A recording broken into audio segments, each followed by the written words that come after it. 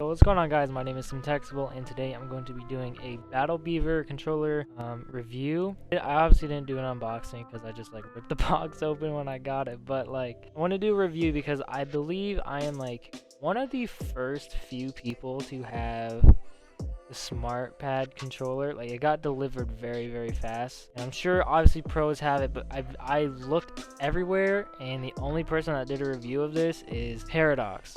He got a prototype sent to him, I believe. I'm pretty sure, not 100% sure, but I am one of the few people to have it and that has recorded something on it, and I figured might as well because, they did just release it, and I could see why people would want a review on this, to see good and bad, the pros and cons. So I wanted to come out here today and do a review for you guys. I got this. I ordered this on the 1st of October.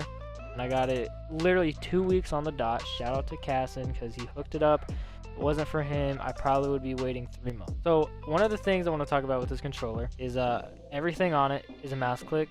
The joysticks are still regular joysticks. To me, they feel faster than a default controller, but these might just be really worn in. But they feel a little better. I don't know, I could just be tripping. Every button on here is a mouse click, so we got the D-pad's a mouse click and stuff. The buttons up here are all mouse clicks. Now a lot of people were saying that the touchpad was also a mouse click, but to me the touchpad feels the same as a regular controller. I don't really notice too big of a difference with it, but again, it does still feel really good. And I don't know why the touchpad would matter too much. Now another thing is with me, I also got standard back buttons. I got 2. On the left side I got X, and on the right side I got O. Just standard layout. I didn't really go do anything too crazy with that. The triggers are also digital tap, so they're mouse clicks as well, so they're a lot faster. These triggers right here actually don't go down all the way.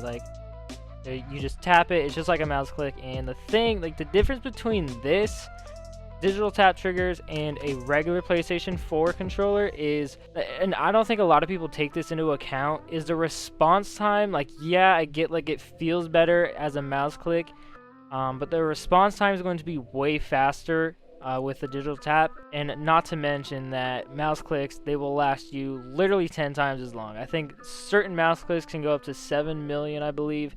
I know it depends on the company, but from what I understand, mouse clicks don't go out ever. So you will definitely have a longer lasting controller with the Touchpad. Again, I've only had this literally a day. I've played a couple of games with it, and it feels really good. It's still really weird for me to get used to because I came from playing claw. The price for me, because I customized my controller, if you get a controller off the shelf, I believe they said they ship it out within 10 business days.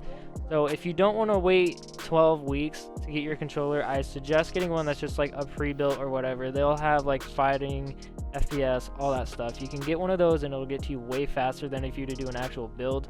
Again, Casson hooked it up and got this built really quick and sent out very fast. So shout out to him. Thank you for doing that for me, man. Now let's compare Battle Beaver versus Scuff.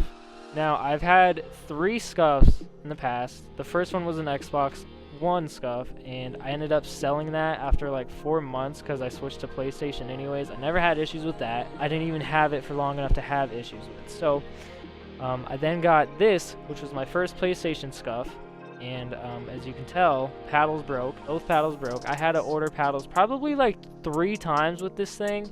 So many things went out with this. The joysticks stopped, the left joystick, the sprint stopped working.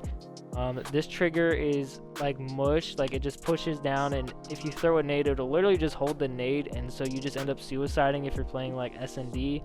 I know back in World War II when I tried using it, I would suicide nade literally every life because it would just stick, and I'd push the trigger up and I'd throw it on the ground and kill me or my teammate. It would piss me off in GB. So this I had a lot of issues with. When I did get used to it though, back in Black Ops 3, I was a god. But then again, you can be God with any controller. Then I also ordered a Scuff Impact when I started having issues with this. And my Impact, I never really had issues with the paddles. I don't think I've ever heard of anybody having issues with the paddles. But my triggers, I don't know why, but whenever I would ADS, that would trigger my nade button and my stim button. So then that would also, like back in Black Ops 4 with Specialist, that would pop my Specialist and everything would just be fucked up. It just didn't make any sense. And that controller I didn't even have for a year until I had that for maybe like 6 months, and then I started having problems. So and then not to mention with these, like the A button, the A paddle went out, and that, like for me, I had to hit the middle of the bottom, like right here on like the desk or some shit for it to actually work again. It was really weird. It doesn't make any sense. So then when I finally had issues with the impact, I switched to claw on a regular controller for like 2 years. But honestly, like I said, man, the SmartPad controller came out and I really wanted to give it a try. I was gonna get a Battle Beaver at the start of the year, but honestly, like, I wasn't competing, and I definitely wasn't making enough money to be buying a controller, especially if I'm, like I said, not competing and I'm just an editor. So now that I do, though, I wanted to try it out, and it's really, really nice. I definitely suggest this to anybody that's looking to get one. This is not paid. I am not being paid by Battle Beaver to say this at all.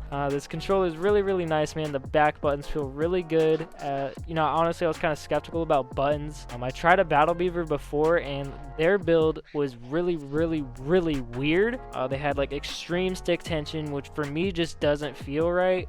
An extended joystick, like 2 different joysticks, like it was just a weird setup, and I didn't like it, like, at all. But the buttons felt really, really good, and I was like, okay, these actually aren't bad compared to paddles. So I'm still trying to get used to gripping it, because I naturally just, whenever I play claw, like my hand kind of just spreads out along the back, and the button's kind of right here, but my finger just kind of goes up here a little bit. I don't know, so I gotta get used to my hand placement a little bit. But other than that, man, like the buttons right here, like if they have a controller for claw players, so if you play claw and you want to like have a better response time, definitely you do notice a really big difference. The push down time's a lot less. It feels way better. The only buttons that are not mouse clicks, like I said, are the joysticks, touchpad, and then like your option buttons, but those don't need to be mouse clicks. The only thing that really matters are your triggers and realistically your buttons and your D-pad, especially for Warzone if you're going up and down on the buy station. If you guys have any questions or comments about the controller, leave it down in the comment section below, and I'll try to get to you guys